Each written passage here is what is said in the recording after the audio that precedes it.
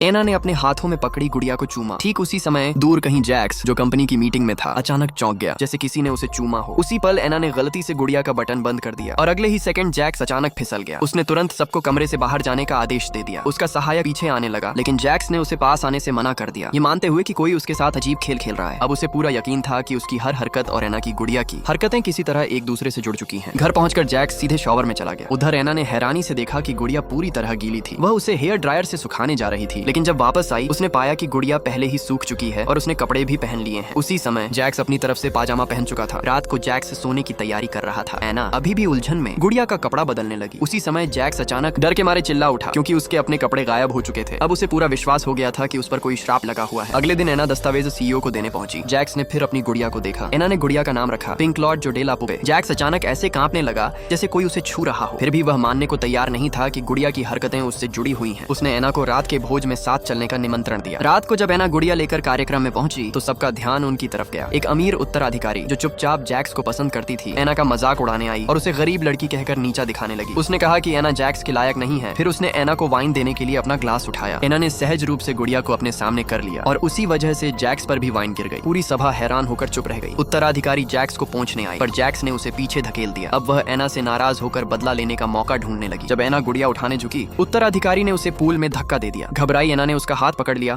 और दोनों पानी में जा गिरी। जैक्स ये देखकर दंग रह गया। चूंकि वह कपड़े बदलने ही वाला था, उसका शरीर फिर से उसी तरह प्रकट हो गया जैसे गुड़िया की स्थिति उसकी परछाई हो। अब जैक्स को यकीन हो गया कि उनका संबंध आम नहीं है। वह तुरंत एना को बचाने के लिए पानी में कूद पड़ा। जब एना होश में आई, उसने देखा कि गुड़िया ने एक सफेद नाइट गाउन पहन रखा है। वह उसे बदलने लगी और गुड़िया का काला स्कार्फ उतार दिया। उसी क्षण जैक्स नहाकर बाथरूम से बाहर निकला। उसने एना पर चिल्लाकर रोकने की कोशिश की, लेकिन तब तक बहुत देर हो चुकी थी।